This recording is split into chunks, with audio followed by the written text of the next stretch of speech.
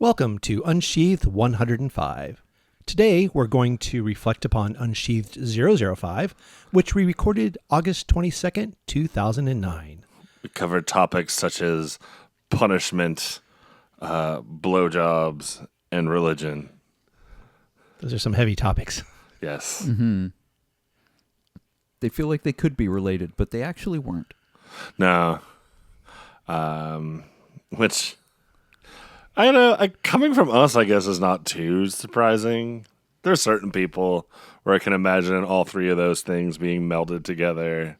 I mean, if you gave it as a story prompt, I'm sure we could each come up with something. Oh, right, yeah. I think you've both had stories that have included all those three, to be honest, right? I don't think I ever made blowjobs a part of a religious thing, but I could be wrong because I don't remember. I've written all some my pretty stories. worshipful blowjobs. Well, that's a different matter. Yeah. I don't know if they were on their knees praying to the Supplicating themselves before their long-staffed divine masters. Hi, I'm Cam Hirosaki. I'm the otter one. Hi, I'm Kyell Gold and I'm a fox. Hi, I'm Kit Silver. I'm a wolf. So from episode 005, we had three people of whose questions we answered. We will split those up between the three of you. We also have one new question coming in that I'll read at the end. A new question from a new audience member. Very exciting. A new feature now as of episode 5. How exciting. But before we start real quick, let's do a quick recap. So last time we recorded was about 2 weeks ago. Yeah. Kyle and I are back from San Diego Comic-Con. We make a pilgrimage there every year over the last many It's like 30 for you. many years. 20-some for me. It is Definitely was going there before the year 2000 because I remember going in the late 90s when I was living in LA. I think first time I went was before I maybe didn't know you, but before I knew you. Yeah, you were. I mean, we met in 95. You were probably going around then. Yeah, a couple of years before, I think. Many of our listeners are like, 95, no one was alive then. No. Many of our listeners are still alive, actually, because Crumbles into dust. But yeah, Comic-Con was a lot of fun. We have a booth there that we've had for the last 15 years, I want to say. And so we have a place that's like a home base for us. We try to share it with other furry creators, and that's always fun. It brings a different mix of people to the booth.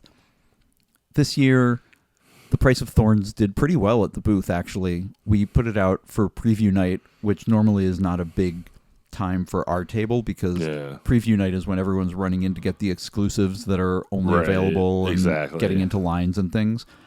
But we had somebody come like right up to the table and pick up the book and like, this looks really interesting, and then bought it. And then I think we sold 3 copies preview night, which is a lot for Comic-Con because That's decent, yeah.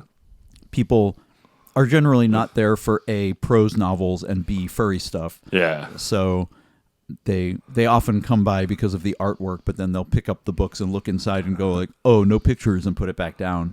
But there were Hashtag made an observation about Comic-Con, which I will repeat here while crediting him, that 5 or 10 years ago, Comic-Con was really dominated by a lot of tentpole franchises. Yeah. So there were a lot of MCU fans, there were a lot of Star Wars fans, there were a lot of just big studio... The Homestucks. No, they're not a big studio. No. But just a lot of big studio fans. And what it seems to have transitioned into as those have gotten less... I don't want to say less popular because they're always popular, but Marvel and Star Wars both feel like they've fallen off the last few years, just either for lack of new content or for lack of new good content. And it's made room for a lot of, as he put it, queer nerds. And so there are a lot of people who are just coming to Comic-Con looking for interesting stuff. And we do qualify for that. So it was fun to see later in the show I put a index card in Price of Thorns that said queer fantasy, and that seemed to draw a lot of people's interest. Oh, nice. And we ended up selling a bunch of them. I did purchase some Pokemon art, which was very cool, and I have bought frames so that it will go up on the wall and not just into a folder where I'll forget about it.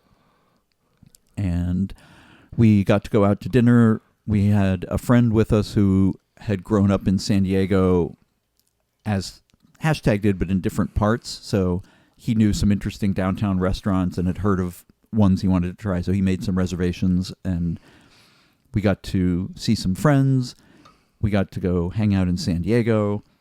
Got to see some cool stuff. And what else? What am I leaving out, Kit? It was always fun. As you said, going to Comic-Con is always a different experience with the audience compared to furry cons. With furry cons, we don't, when we're dealing, we don't have to, it sounds bad when I'm saying it out loud, we don't have to work as hard because the audience knows what to expect. So we don't have to educate the people. Yeah. And the furry con is pretty broad in regards to the content that's available. But at Comic-Con, we definitely have to sell more. So we have to like get people to come over. We have to catch them. We have to talk to them. So it's always a reminder. I always have to remind myself kind of that's the way Comic-Con is. I don't know if I had a point with that, except for just it's a different experience selling at a pop culture event compared to selling at a furry con. The things I used to, just on that topic, I sometimes think of Comic-Con as the total perspective vortex from Hitchhiker's Guide to the Galaxy. Oh, yeah. Because we would go, especially going like right after Anthrocon, we would go to Anthrocon and you get this feeling like, oh, I'm pretty hot shit. And then you go to Comic-Con and there's an order of magnitude more people at Comic-Con, and they just walk by your booth and don't care. And then you get a sense of like, oh yeah, that's where we sit in the pop culture hierarchy. Yeah. Which is good. It's good to have that humbling experience. Yeah. But we always do run into interesting people. I think this year, David Brin actually came up to the table, and I think you talked to him. I don't think he was looking to buy our stuff necessarily, but no, he was trying to sell some stories to a publisher, and he thought that they would be a good fit with some of the books we had on the table. I'm not 100% sure that the stories he was selling were his, because he never said that, and then later he talked about some young writers he was mentoring. So I think I feel like he was maybe kind of agenting some of their stories, but at any rate, he said he would contact us about them, and we'll see. So there's that trade show aspect to it too. We do run into a lot of creators. There's one artist, what was her name? Leela. I'll put it in the show notes. I apologize. But she does really gorgeous art that's kind of red wall / kind of like more feral animals, but with like swords and kind of wind in the willow kind of aspect. I'd met her. I pulled up some information from her last year, but this year she was there signing, so we went over there and talked to her, and that was neat. So you do get to really run into really amazing artists and stuff that you wouldn't traditionally run into at furry cons. So that was neat. Lily Sika Jones. Thank you. Lily Sika Jones. We'll put a link to her art. So that was cool. We did pick up a cool Jungle Book tiki mug. Oh, nice. Which is fun. But yeah, Comic-Con. So we got back from that. All refreshed. This year we split the table with Transformative, which I'll put a link in the show notes as well. They might be known to our furry listeners as the Furry Flags people. Furry Flags. If you've ever been to a furry con dealer room where there was a display that had a really tall stand with furry flags on it, there's like a pool toy flag and fox and wolf and dragon, I think was the other one, then that's their booth. Yep, he has a lot of stuff that's lends itself well to a more generic, pop culture kind of vibe. And then previous and he years, does some stuff specific to Comic-Con too, which is really well received and really smartly designed and done, I think. Yep. Yeah. So that was our experience, and now we're back in the bunker for the next couple of months. Looking forward to doing a couple more episodes, powering through some of these. Mountain bunker power and mountain bunker comfort. It is comfortable in here. We avoided all the heat waves so far because we were out of town. They've been pretty miserable. Oof. I think that was the recap. I don't know if I have anything else to say about Comic-Con. It was fun. We'll do it again next year. Yep. Did you want to talk about? Oh, you know what? One last thing. What's kind of been cool is that over the last, I mostly noticed it since COVID, but it was happening a little bit right before COVID. There are a bunch of folks, usually coordinated by Zarafa, who get into fursuit and Saturday at 7 p.m. go under the gas lamp arch, which is right across from the convention center. It's kind of an arch over the street that everybody knows. Fifth Street, yeah. And fursuiters meet there around 7 o'clock. We take photos with everybody. There's a ton of people cosplaying as Deadpool, Wolverine, you name it. But it's been growing over the years. So this year, there's photos floating around on Blue Sky or X. Probably like 30-ish or so, I'd say, at least fursuiters that were out there. Okay. So it's cool to see that furry presence grow over the years to the point where it's a sizable and noticeable attendance. Yeah. Do you want to talk about our Kickstarter at all? But anyway, sorry. That was Comic-Con. Other things going on. We did just wrap up our a Kickstarter for the audiobook of Dude, Where's My Pack by Zeke Tiger, who will be doing that. Excited that we got funded. Got funded enough to actually do some cool stickers. The Kickstarter is technically closed in regards to new stretch goals, but we are still taking orders through the end of August. So if you do want to go in and order anything on there, it will still be alive for that. We'll put a link in the show notes, but the Kickstarter was successful. So we're super excited to have Zeke Tiger start to work on that, hopefully in the not too distant future. And thank you, Kit, for coordinating and running a successful Kickstarter campaign. It's really cool. I was very excited to see all of the support for the books. The Dude series is one of the, I guess, ones that I know people like, but I don't quite know how much. So seeing a successful Kickstarter run on them is really gratifying. They like it enough. We'll have to figure out a way in a future episode I'm sure there'll be a topic that we can kind of weave into it, but it is interesting. I like those because you explore poly relationships, which are something I'm familiar with, having explored with you and stuff like that. So kind of seeing how you handle that with your characters in that book is always kind of interesting for me. And I had another thought. But the one thing I didn't like doing with Kickstarter, and this is something that definitely should be a topic for a future show, is kind of that self-promotion. I mean, part of a Kickstarter is that you're constantly tweeting about it. You're constantly telling people about it. You're trying to make other people retweet about it. And I kind of have never been happy. I've never enjoyed that aspect of self-promotion. And I know I've seen other writers talk about that too. It's like being a writer, part of it is putting your stuff out there and getting people to watch it and to pay attention to it and to read it. Yeah. And I know some writers are just like, they hate that. It feels like nagging almost. Like, please look at my thing, please. Like, I don't even like to post links in like my group chats. Like if I go live on Twitch and I'm like, these are people that I know. It's like, does anyone care that I'm on Twitch? I don't want to bother them. Like it's really hard to do that. The thing that convinced me, or that makes it easier for me, I guess, to do the buy my book, is when I get messages from people like 2 years after titles came out saying, there's a 6th Devin Lee book? Why have I never heard about this? It's like, did you not read any of my stuff? Have you not followed me online? I'm pretty sure I've talked about it a bunch, but the problem is people miss things.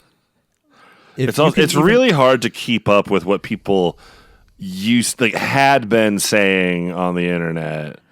Even when there was only one Twitter, people would there was such a volume in there that no one could keep. If you didn't catch it when it happened, it's not going to pop back across your feed again. Right. So you had to tweet multiple times. You can send people emails. All my newsletters, all my Substack newsletters go into people's email boxes, but they still have to open the email and read it. And a lot of them don't do that. And I ultimately came down to the thing where it's like the amount of work and effort it takes to even fail to keep up with this, combined with the terrible user experience I'm having in general, is like part of why I'm just not going to do this anymore. I do not find the effort worth it to like engage with these platforms. Also, by and large, I didn't have any more self-promotion to do, so going dark didn't really impact my life much, which I realized for a lot of people is not the case. I recognize that platform outreach is a really valuable tool for folks. The main reason I'm still on the zombie Twitter is because there's still a lot of people on there who don't follow me anywhere else. And which is an issue to me in and of itself. But I won't go into that. I bounce back and forth on it, where I would prefer not to be there, but also I do think there's something to be said for let's not let it turn into a cesspool. Let's keep posting gay furry content to this site. So I don't know. People are still posting stuff, and I know it's a terrible place, but God bless all of you people that are posting furry porn with blowjobs and fox and otters and wolves. Yeah, it all shows up on Telegram eventually anyway. I have enough friends who know what porn I like that they just send it to me. Yep. Like, yeah, and that's where I think as Jeff and I continue to expand the Self-Love Academy, I think one of the things we realize in the industry, in the furry fandom, is that there aren't a lot of places to go to just, you think of immediately to go to find out what's the new literature out there. It's like, who's writing what? It feels a little fragmented right now. There's a lot of different groups doing it, but there must be a way to like combine that into a better showcase so people know kind of releases and authors and stuff like that. But we'll try to crack that in the future. That's been a problem for years. And it's not just us. I think it's not the main industry. I mean, actually, any industry probably has this problem. So anyway. So yeah, the Kickstarter. Thank you. That's all wrapped up. They're still available, and I'm sure we probably have some other promotion stuff, but I feel like I've done enough promotion stuff. So let's read and answer some questions. All right. So for those of you who did not listen to Unsheathed episode 5, or who just need a refresher, the first question we got was from Condrel. If you're going to be listening to these episodes, get used to hearing this fox's name. He comes up a lot.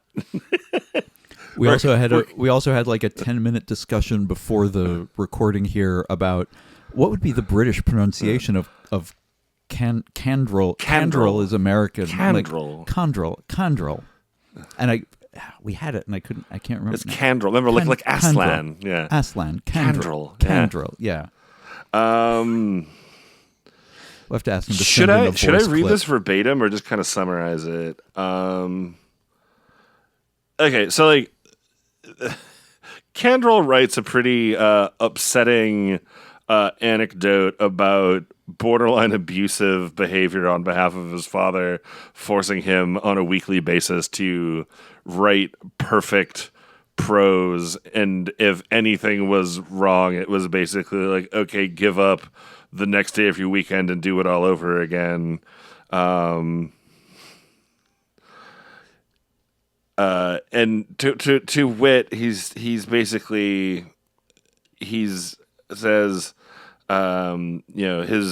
it taught him how to proofread and write. And he says, on the upside, I'm fairly confidently post my stories without much revision, but beyond to pass through the spell checker.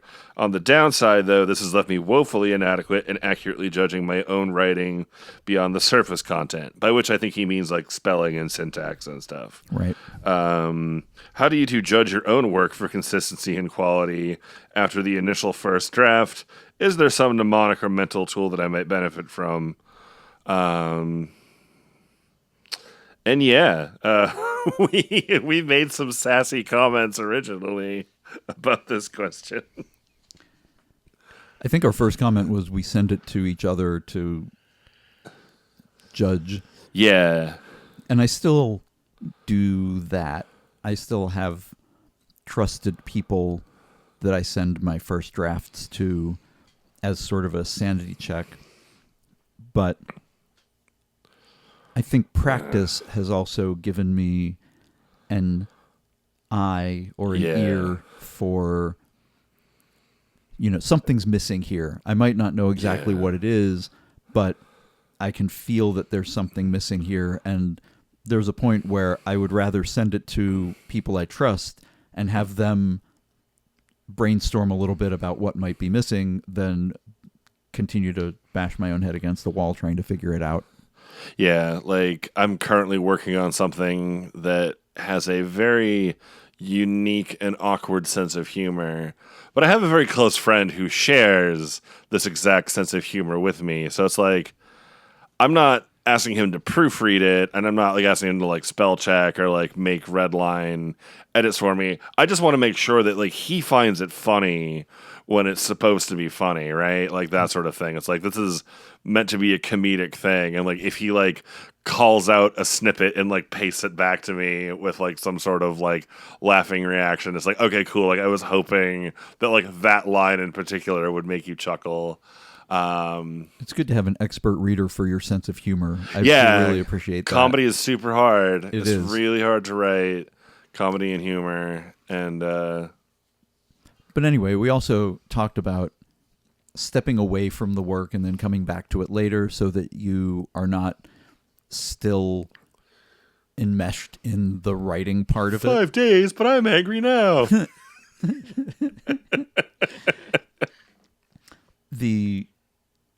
I always have as part of my editing and revision process, put the thing aside, walk away from it, come back to it some length of time later, which is proportional to the amount of time I spent writing it. So if it's a novel draft where I've been working on it for 6 or 9 or 12 months, then I'll walk away from it for 4 weeks, 6 weeks, 8 weeks, or even more. The draft of Azure City, I think, was completed in January, and I've just been busy with other stuff, and I haven't touched it since then. So I'll be really interested to go. I'm planning to get back to it this month, and I'm really interested to get back to it and with the feedback that I got and see what revisions I'm going to make. Yeah, I sort of am sticking by my own original response that, having both temporal distance and intellectual distance from what you've written is a good way to come back at it with a clear mind. Which, I mean, obviously it's not like, oh, go take a 3-day weekend bed and breakfast getaway just to prime yourself to come back fresh and read a story. Although if you can afford that, do it. That sounds really pleasant. It does. But yeah, like judging your own work. Yeah, I feel like I'm one of those people where outside of the moment, I forget the little nitty gritty details like that. I very frequently am surprised going back over my own writing. I was like, I wrote that? And I'm like, okay. And like, sometimes it's really interesting. Sometimes it's just kind of messed up. And I was like, oh, somebody was in a mood when he wrote this. I found sometimes, which really amuses me, I will come up with a really brilliant idea for a thing to happen in a story or an observation for a character to make or an action or a thing to say. And then when I go back on revision, I will come across that exact same thing that I had already come up with 3 chapters before. And then I'm like, oh, no wonder I thought it was so great. I'd already written it. I'm double brilliant. So my takeaway from that, especially for like new authors and new writers, is that if you are writing on deadlines for perhaps submission to a publication or something like that, build in a month, 2 weeks to a month of downtime after you've written your first draft to kind of give yourself that separation before you go back in and start doing your first passive edits. Yeah, for sure. Yeah, especially for like a longer piece. Yeah, like Whenever people ask me, how long does it take you to write a novel? I always have to break it up into, do you mean sitting in front of the computer time, or just from the first words I start to write on a page, or the first time I start to seriously plan out the idea, because that takes a few weeks before I start writing words on the page. But then there's like, several months of writing a first draft, and then there's a month where I'm not doing anything, and then there's a month where I go back to the first draft and I do revisions, and then I send it out to beta readers, and there's 2 months where I'm not doing anything, and then I get it back from beta readers, and there's a month of revisions again, and then I send it out to a third round, and so there's another 2 months where I'm not doing it. So it could take like a year and a half, but only 9 of those months are actual work in front of a computer. Yep. All right. I thought I had something else to add to this, but I think it was mostly about appreciating good grammar and syntax and language use and everything. But I do think that it's important to, and this I think is what Kendall's getting at in the letter, is it's important to have those be in service to something. I thought it was a weird exercise when he wrote about it, because just write a page that's perfectly grammatical and syntactical, and it can't be about anything fun, right? Yeah. Was that a limitation? That was one of the things. Yeah, he mentions how it can't be about he couldn't do right. sci-fi or it fantasy. Can't be about sci-fi or fantasy, which is what he wanted to write about. But it feels like, I don't quite know how to say it. It feels like learning to decorate a cake before you learn how to make it taste good. Yeah, it's very strange. It feels like somebody had like classist issues of their own that they then took out on their kid. I don't know. Right. Yeah. Anyway, good grammar and syntax is important, but you also have to have a good story to put into that. Yes. You have to have your passion, right? As the writer. Like I have read plenty of stories that were grammatically and semantically quite competent, and that were just boring, bad stories that I didn't enjoy. Sure. So yeah, find the little voice inside your head, shut it up for a while, and then let it out of its box and see what it does. All right. Sounds good. Move on to question number. I think Condrel just had one question. Yeah, he just had one. Okay, so the second. I think the last letter has multiple questions in it. Okay. But this one is from Kugo, who is a Russian furry that I know, who writes. Well, first he starts off mentioning our discussions of blowjobs and how he never thought people could talk about it because, he never thought people could talk about that freely, like it's nothing to be embarrassed of. I think now in the 2024's open discussion of sexual stuff is just more of a thing in general. I think media allows itself to talk about sexual things more openly. But I think we're all less surprised that someone who grew up in Russia would not be as comfortable with it. Yes, if you are from a very conservative culture, I can see where that would certainly not be a thing for you. But then the meat of his letter is, he asks, I was wondering if you could help me a bit with some problem I'm having. I do write a bit, so far sketches for one fantasy story I've been working on for about 10 years. I started to get the main idea. It still looks sketchy, but now I feel it. At some moment, I decided that I don't want to write just one of a million similar fantasy stories in a typical fantasy world. I was interested in ancient religions and myths, and seeing lots of anthropomorphic characters there, I decided to create my own races. So I ended up with lots of anthros in the result. But I didn't stop just there. I started to explain how the world was created, and why characters are living, and how life circles in that realm. It all helps to understand the storyline better, but I'm afraid it might offend or hurt people's religious feelings. In your books, in the Vol universe or Waterways, you put a lot of attention to religion, and I also found it in the X compilation. So I was wondering if you could tell me, are there any limits or rules of using religious themes in books and how not to overdo it?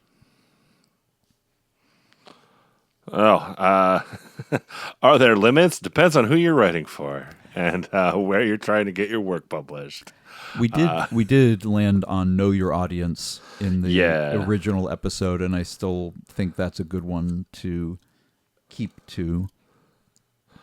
Like, in a vacuum, art itself has no limits, and so, like, I would say go ahead and write what you need and want. But, you know, as this is somebody who at least initially was, like, from Russia, like, maybe that's not a safe thing to do with your art. And so, like, that's the kind of thing that you also need to take into account. One of the things that came up for me that we did not address in the original episode was, and I don't think he's doing this necessarily because he talks about creating his own religion, but he talked about doing a lot of research into other cultures' religions. And I do feel like if you're going to do that, absolutely, it's a good thing to do. You should be aware of the breadth of other cultures' myths and beliefs. But you also have to be very careful what you take from that to make into your own world. Because it was common for a while and still happens sometimes that people will happen across some aspect of another culture's beliefs and will say, oh, that sounds cool, and will adopt it as part of their fantasy religion without understanding the real meaning of the belief to the people of that culture. Yeah. And for a while, one of the examples of that happened in the furry fandom and continues to happen, but less because people are speaking out about it, is co-opting some of the Native American beliefs around spirit animals. Mm-hmm, mm-hmm. And and also some people like to draw their characters in Native American headdresses and ceremonial gear. And thankfully we have some First Nations people in the fandom now who will speak up and say, hey, this is disrespectful. You don't understand what that means. You just think it looks cool, but it actually has a meaning. Yeah, and that's like one of those things where in more recent years, you're right, I've seen less of that. I've seen people take that sort of thing out of their sticker packs. Mm-hmm. I know somebody who had, like, their character had, you know, native feather thing, and I guess they're not a native person, and they went through, it's like, okay, yeah, like, somebody pointed out that wasn't cool, and it's like, okay, I won't do that. And, like... I think being respectful of other cultures, it wasn't something that most people were doing to be disrespectful. No, but it was a thing that we had going on. Like, I remember around the sort of turn of the century, like, if you were to do like a furry art bingo board on, like, we're going to do a VCL dive and see what, like, bingo spots we can mark off, like, Native American theming absolutely would have been a spot on, like, a bingo board for the time, because you would run across it before too long. It was not difficult to find for a certain period of time. No, I remember that. It was a very common art subject.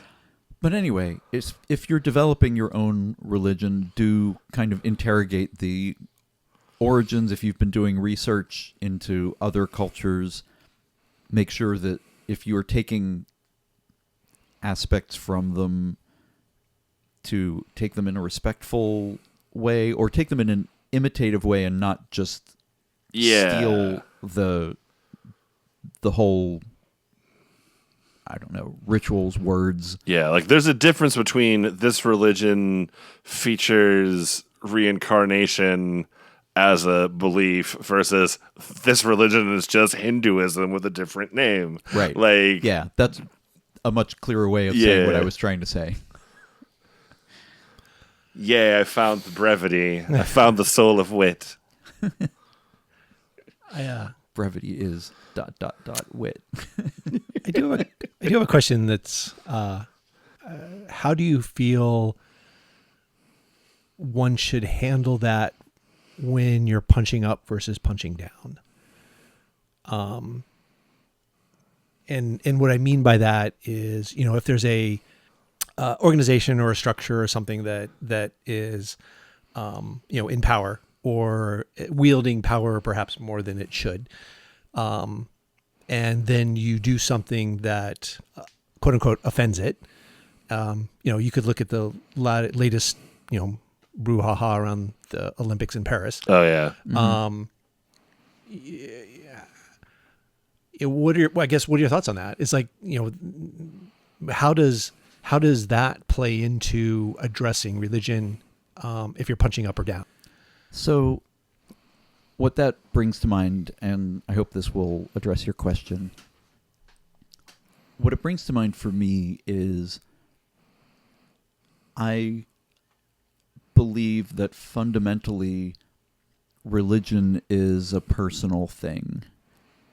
And to the extent that people use religion as a sword to strike at other people or a shield to hide behind, it is often, if not always, I hesitate to commit to words like always, but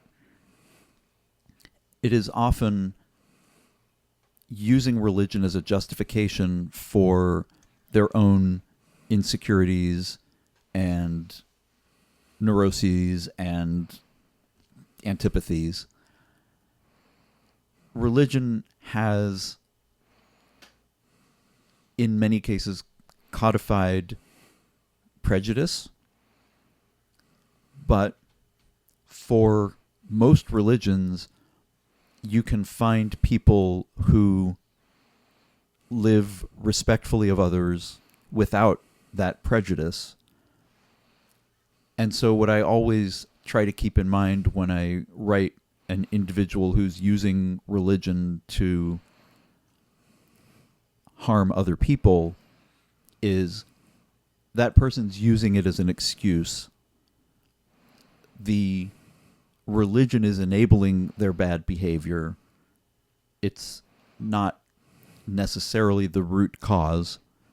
And I know that there are people who have been brought up by religion to have these antipathies, but there are also people who have been brought up to have these antipathies who have escaped from it.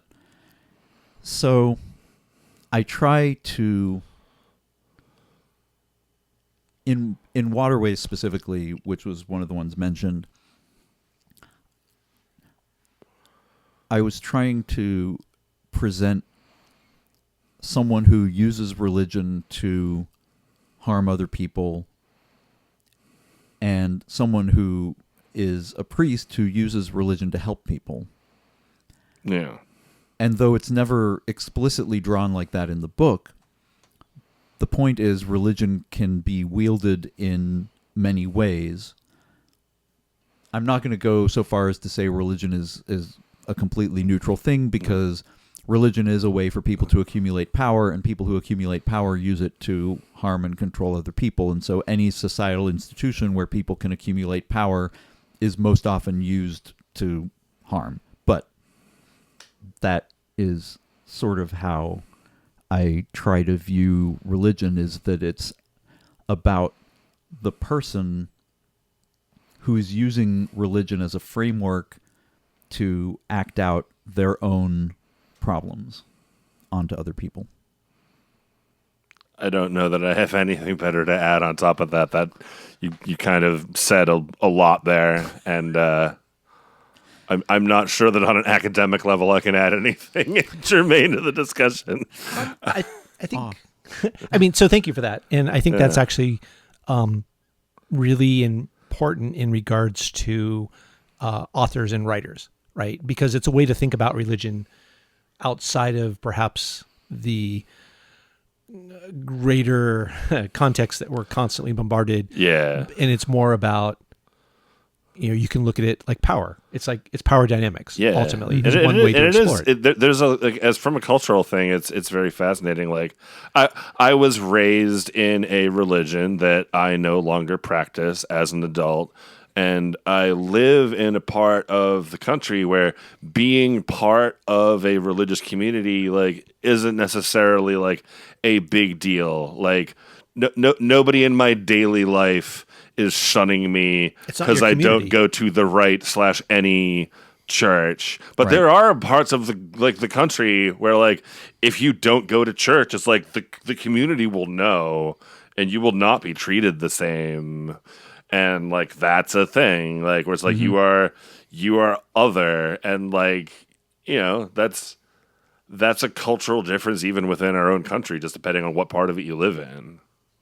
And that happens with different religions too. So it's not Yes. even religion specific. It goes to community, control, power. Yeah. I think my story in X was about that, but it's been a long time since I read that. I just remember getting stuck with "Thou shalt keep the Sabbath day holy" and remembering that I wanted to focus on religion as community. I wrote another upsetting story about infidelity that winds with none of the right people learning the right lesson. Actually, no. I don't know if it ends with the person learning the wrong lesson. I think it ends with the person learning the lesson just fine. It says a lot of people are like, oh, that wasn't a happy ending. It's like, shouldn't have read my story in a compilation about sins. We do. We had mentioned that we talk about X a lot because the previous 5 or 6 original episodes, X had just come out, and bottom line is like religion and spirituality is like a really interesting area to explore really fundamental human experiences. So we probably will keep talking about X, and maybe we should do a deeper dive at some point. I did. We did talk in this episode about the religion in the Vol books, which universe is now called Argaea, which I don't think it was back then. The Panbestian Church. The Panbestian Church, which I've brought kind of into the Out of Position universe too, except it's sort of a Christian church, except in order to appeal to more species as a marketing move, they made... I don't remember if it was the 12 disciples are each a different species, but there's 12 aspects of Jesus. Okay. So nobody knows for sure what species Lion he was. Jesus, yeah. And I think that if I'm thinking about it, I didn't ever write this specifically, but I imagine one of the disciples were one of each species, and they all joined because they felt a kinship to him, and so they were like, "Oh, It never says what species he is, but here are the 12 people who felt kinship to him." And in fact, in Gods with Fur, I wrote a story about... That's right. I remember this one. A person who is trans species and figured it out because when they were going to services at their church, they were supposed to be looking at one aspect of Jesus, but they felt much closer to the other. This is where my heart is tugging me towards. Yeah. And the cover for Gods with Fur is Tegan's illustration from that story, which That was a good still illustration. gives me chills when I look at it. Yeah, it was good. Yeah, following my minor in college originally was European. I guess it was Catholicism. It was kind of following the growth of Catholicism and the Holy Roman Empire and, and all that. It was like that whole thing. It's like, so seeing the evolution of a religious organization over time, like large periods of time, is really interesting. So this is the first time I've heard you talk about the potential tie between some of the early Argaea books and the Panbestian Church? Panbestian Church, and how it perhaps has evolved into what we see in the current Forrester universe. Yeah. I may be putting a lot of weight on that, but It's in a lot of ways, I joked about it as a marketing move, but honestly, when you look at a lot of the things any religion has done, they are geared at how do we appeal to the most people. When missionaries discovered new cultures with new religions, they would say, okay, well, like, you worship this god and this god. that one's like our Jesus, and they would, and so as I was trying to imagine in a world with a lot of different species, how a church where they said the Messiah is this particular species versus a church that said, I don't know, could have been any of these, could look like you. There's definitely, a possibility. That felt like a church that would be able to gain more appeal and more traction. There needs to be an in-universe Dan Brown equivalent novel about like somebody who finds out the true species of Jesus from like from a Da Vinci painting or something. Oh my God. Like, all right. I'm trying to think of a furry pun for Opus Dei, and I can't quite right now. Opus Murray. I'm gonna put a challenge out. Opus Furry. There we go. A challenge out to the furry listeners. Vulpes Dei. Vulpes Dei. There we go. Vulpes Dei. Please write the Dan Brown discovering the species of the original Jesus. Oh my God. All right. Wow, we could do a whole episode on religion. It's always a fascinating topic. I'm going to move us on to the next question. Question number 3. And there's 3 parts to that question. All right. So this is from Kite Phoenix, which is another name that's probably going to come up a few times as we continue these episodes. First question is, as published authors under your own noms de plume, I guess, why did you choose to produce work under a pen name? Is it simply for furry reasons, or do you, like some other authors, prefer the anonymity? It's like, basically like, yeah, it's a furry thing. I'm just now in my head thinking that French furries might think nom de plume means eat the feather. nom de plume. Nom de plume. See a fox. Just see a fox with a bunch of feathers in his muzzle now. Yeah, exactly. He then asks, what does the KM stand for? Which is a thing that it is a whole thing. For years and years now, I have never answered, and I'm still not going to now. You claimed that you told us once while drunk, but I don't remember it. Yeah, I know. I've told at least somebody while drunk. I do remember you telling me what the M was, but it was a Japanese word that has flown out of my head. So the K is a Japanese word that might have flown out of your head. The M, that's one of the things I gave people clues, and one of the things is I said that the M is the name of an animal, and everyone kept looking up like Japanese animal names that start with M, and I'm like, I never said it was a Japanese word. That's true. Yeah. All right. Anyway, sorry, real quick for number 2. This is a challenge out to any of our listeners. If you write in what the actual correct, if you think you know what KM Hirosaki stands for, what you will get a awesome piece of clothing. Okay, we will get you a T-shirt or an awesome hat. We will give you swag. Something swaggy. And then the last part of I just saw the line that I said, which is, I might be a dick like Candrel said. But Kite Phoenix's third question is, what is your preferred writing medium? He says he pretends to veer more towards fountain pen and pen for notes and first drafts, then typewriting, shifting over to the Microsoft Word. And it's like, yeah, it's basically, I type. I need to have a word processing program. Writing things out by hand, I mostly just do for notes. As an RPG person, like GMing at a table, I will write stuff out by hand. Or like pre-session notes, I will write out by hand because I'll usually just have a piece of scrap paper that I consult because I don't want to have to keep switching things around on my computer to find where I put things in what file. But when it comes to like writing, nowadays, I find myself just writing in like Google Docs. I don't even like open a thing on my own computer. I just go to a web browser and type in there a lot of the time. That's not a product plug. That's just the honest answer.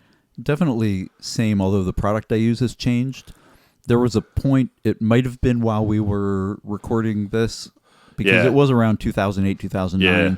Where I was using OpenOffice. OpenOffice and then LibreOffice. And after LibreOffice, that. which it sort of morphed into. Yeah. I have a subscription to Microsoft Word, sort of, maybe, or just a version of Microsoft Word that works. Yeah. So I went back to using that. But You had that through me. currently, I did. Part of my Microsoft 365 account. Currently, I use Scrivener most of the time. Oh yeah, you used Scrivener for a while. I did, and it's something that took me a little while to get used to, but it had really good applications for stories that I needed to plot out, and it allows me to enter my outline into the writing medium that I'm using. So for every scene that I write, I can put what I have summarized in the outline for that scene into the little notes. And then when I get to that scene, I just look up there and say, oh, that's what I need to write for this. So that makes it way easier. It also makes it easier to organize. I think I've talked before about writing this Robin Hood fan fiction that I was writing, where it has 3 points of view in it. Mm-hmm. It takes place 15 or 20 years after the end of Robin Hood. So Okay. it's Robin and Marion being old at court, and then his son being at a university in Paris with a snake boyfriend and everything. But they have these adventures, and one of the problems that I came up with was the son's adventure took on a kind of grimmer tone Yeah. than the other one did. But I was writing them all sort of in turn. So it would be like Robin and then his son, and then Robin and then his son, and then Robin leaves Marion at court, and it's then the three of them alternate. And then I came up with the idea that the premise allowed for me to just stay with Robin and Marion for an entire book and then go to their son in the second book. And the story kind of supports that. I have to go back and edit, so I'm not sure how much. But Scrivener made it really easy to just move those chapters around. Oh yeah, And so that's one of those features I know it has. So I just like slid them around on the corkboard, renumbered them, and now I have 2 books. There you go. And Hey, bada bing. So, but I will also say you got me a little paper notebook that says schemes on That's the front. right. I did get you the schemes notebook. And I have started to use it to make notes about the new Agatha Christie type story that I'm writing. Excellent. Because I wanted to do a little family tree, which is hard to do in Scrivener. I wanted to draw it out. You have no idea how happy this makes me. And then I was making notes. Zia and I have been reading Agatha Christie novels, and so I went through and did a bunch of, here's some archetypes of Agatha Christie characters, and just made a list of them, and then which ones of these can I map onto my characters, and then was doing that, and then was writing all the little plots that are happening with other people around the murder plot. So I've been making lots of little notes. And I got a cool pen to do it with, too. So Zia is another name that you will become familiar with as you continue to listen to old episodes of Unsheathed. For sure. For sure. Best evil corgi. So that was the third question. And then we did the second question first, and then the third question. So about the pen names. Oh, yeah. I started... The answer I gave on the podcast was I was still working in tech at the time. The end of my tech career was approaching. Yes. Just over a year away. And I did not want people, when they Googled my name in tech company interviews, to come up with, he also writes gay furry porn. Yeah. Not so much because I was worried that they wouldn't be down with gay furry porn, but more because I was worried that they would think, oh, he's writing like a book or 2 a year. How much time is he going to be able to give to our company? This is a culture where you are technically employed for 40 hours a week, but they actually expect you to work 60 to 80 as the need arises. And if you have other priorities in front of those jobs, then that marks you down as a candidate for the position. But I no longer work in tech. The culture around erotica and queerness and furriness has all shifted towards positive in the 15 years since we recorded this. Yes. And I had some publications under my other name, and then as I got to know some of the queer people in science fiction. I wanted to tell them about my queer stuff that I'd written, and they were down with it. But I also had some stuff published under my other name. So now the division between them is stuff that's published under the other name is stuff that generally has humans in it. Okay. Stuff that's published as Kyell generally does not have humans in it, and also is more likely to be adult. But I've published some non-adult stuff as Kyell. I've published some stuff with humans in it. I've published one book with humans in it as Kyell. That was Silver Circle. That's right. My werewolf romance. That was like one of your first like breakout of just regular anthro furry type publications. I do still really like that book. Yeah. But the other book lets me explore more conventional fantasy that might appeal to mainstream fantasy and science fiction readers who want to see humans in their books more than furries do. And that's how I've thought about my two writing handles, as it were.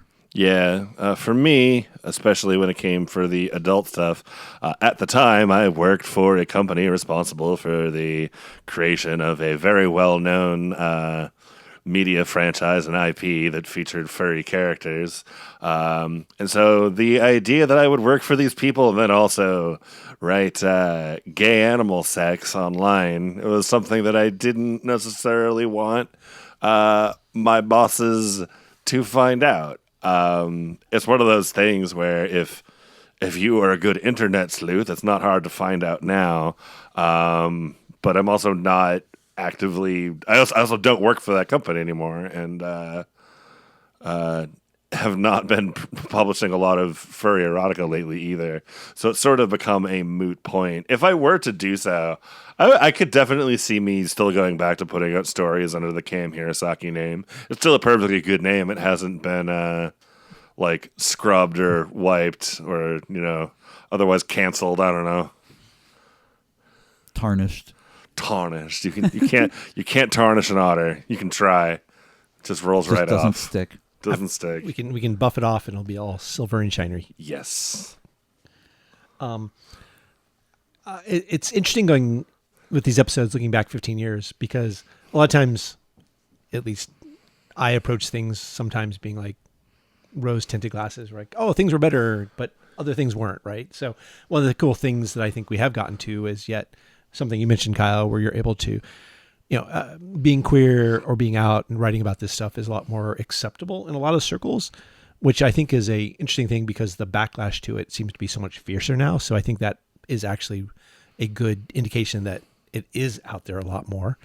I also think it's kind of interesting now that in Book Talk, and TikTok wasn't even a thing back then, but Book Talk, the category of monster fuckers is a big category in books. Sure. It's currently a hot thing. I think that's also a really interesting evolution of, I don't know, societal comfort level with previously taboo topics where it's like, no, it's not that big a deal. Ladies like to read werewolf porn where the wolves have the same bits that our wolves have. Oh, yeah. And, I got invited because I sold a short story to Circlet Press, which is a science fiction erotica house that's been running for over 20 years at this point. Over 20 years. Okay, wow, yeah. So I got invited to a little workshop that they were running, and there was a little exercise where we would draw a word from a hat, and I have to write a short flash fiction piece about it. And someone else got knots. And I was thinking, oh, I'm the only one here who's thinking about dog dicks. And then they were like, this story's not going to be a bondage story. Oh, boy. And I was like, oh, that's right. The werewolf people also know about that. Yep. There's a reason Bad Dragon sells more to non-furries than to furries. Yeah, everyone like knows bad dragging. Like, oh yeah, like that's where like the furries get their. So I was like, yeah, but like you all know about it, and it's not just because you can make jokes about it. Wink. The imagination is hot. All right, we are having once again so much fun talking about stuff. Yeah, but I'm going to move us on to the last new question. Thumbs up from folks. I think I see a thumbs up. All right, this is from Ling Ling Fennec. Who's been communicating with us via the Soulful Academy. Their question is, how do you balance writing with caring for multiple partners? I struggle to balance my time and energy between the people I love and the passions that motivate me. So this is the question of how to balance writing with the rest of your life is an interesting one that every writer has to confront. In this case, specifically about balancing writing with the relationship, I was going to make some remark about how my partners make it really easy because they're great, which is true. But the real answer is we communicate, and we each make it known to the others what kind of care we require and want. And I'm then able to apportion my time out so that I can give them what they need. But also, them caring for me involves giving me time to write. So they are respectful of that part of my life as I am respectful about other parts of theirs. But in any relationship, communication is the real key to making sure that everyone is getting what they need out of the relationship. I think if a situation came up where needs were in conflict, which sometimes happens, again, communication is responsible for finding a compromise that allows everyone to feel like they've been heard. We might not all be getting the ideal mix of things we would want. I hesitate to say in a perfect world because I think it's, pretty perfect. But we're not. If I were to sit down and just say, absent everyone else's needs, I would like to do this and this and this, that's not necessarily compatible with what each of them would say if they were just listing down, this is what I would do left to my own devices. Like, when it often happens that two of us go on a trip and one person is left behind, and then our agenda when we're here is different from our agenda when everyone's here. But part of that is that we get to be with each other, which is also a really important part of things. So a lot of this is about learning to prioritize. And this is discovery, right? You don't sit down we didn't sit down when Kat moved in and say, all right, here are the list of things that we all want to do. They are numbered in a priority list. And so we'll make sure that you get your top 3 and you get your top 3 and you get your top 3. It's all discovery. You try out something and then you have to be able to communicate and say, hey, I would really like to be able to do more of this, and I'm willing to sacrifice some of this in order to do. I want to shift my priorities around a little bit. And you have to be open to listening when your partners also say that. So, in conclusion, talk to each other.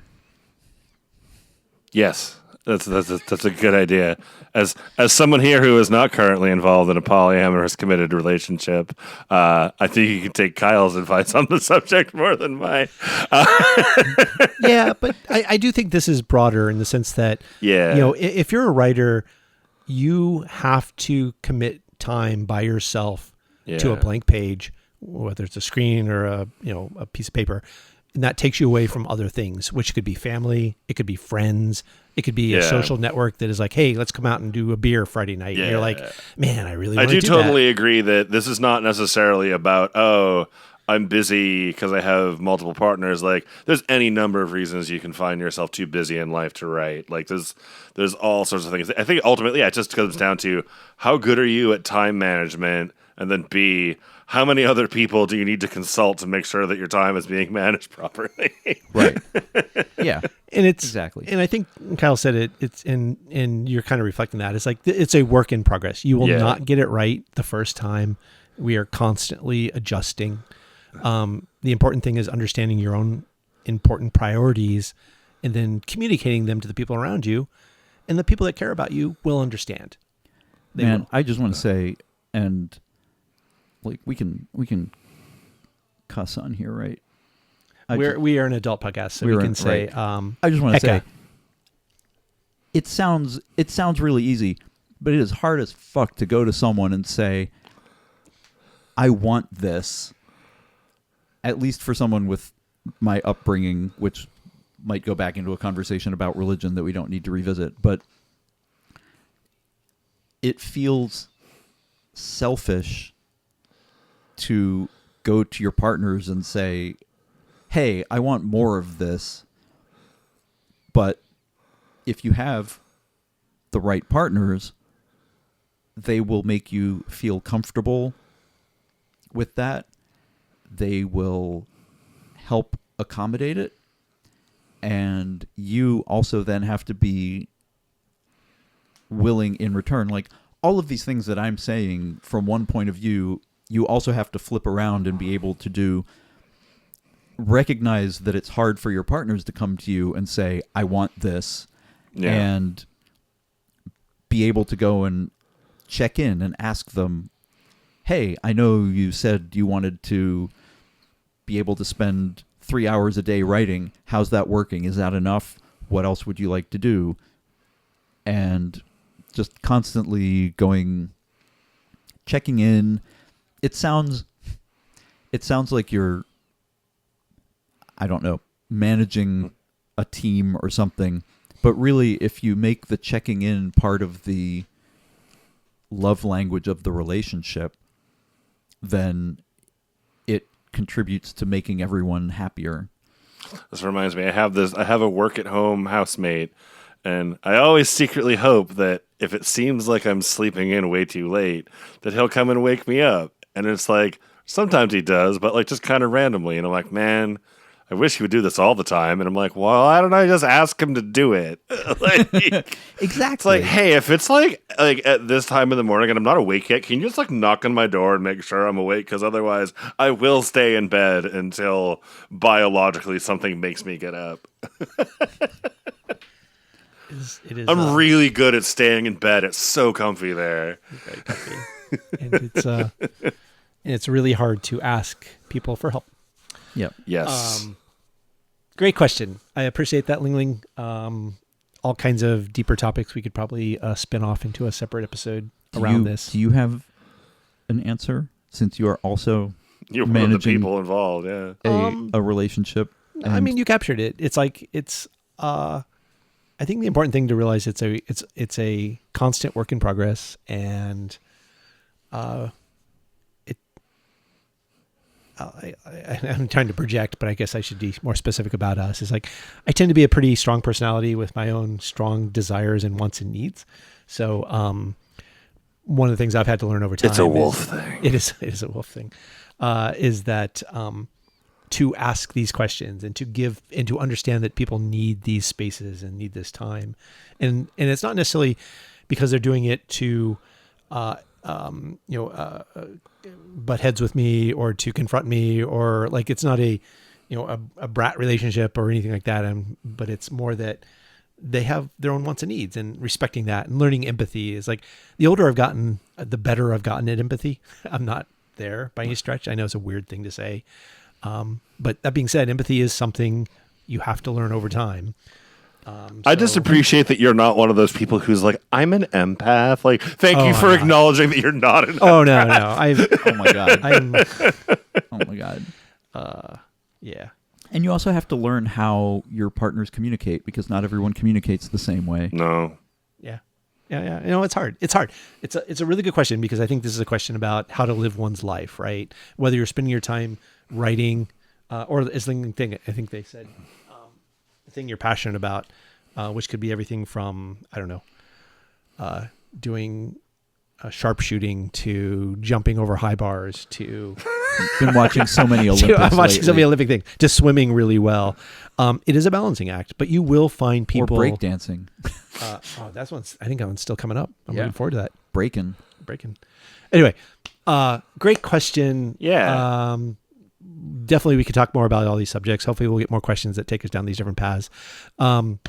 I don't think I have anything more on my side. I'm going to just sign off. But please, if there's more stuff you want to say, as everybody, this is Kits over. Come by Thank you. Sulphur Wolf Academy, I guess, and figure out how to send us questions. Yeah. I have not been present on Soul Wolf Academy last week because I was in San Diego, but I'm checking in there periodically. So That's hang right. out. I have an account. I just need to go and actually check in what's over there myself. That's Yeah. okay. I I've had a appreciate. busy couple of weeks. No, this is casual. We don't. we all like, have. one of the things about these episodes is like, we're not going to kill ourselves. We want to have fun. We want you guys as audience members to appreciate that we're having fun. We will get these out as best we can. But also we hope you realize we're not going to kill ourselves like we perhaps did the first 100 episodes where it caused us to get a bit burnt out. So come join us and have fun. Yeah. All right. This is Kyell Gold saying good night. And this is the otter also saying good night.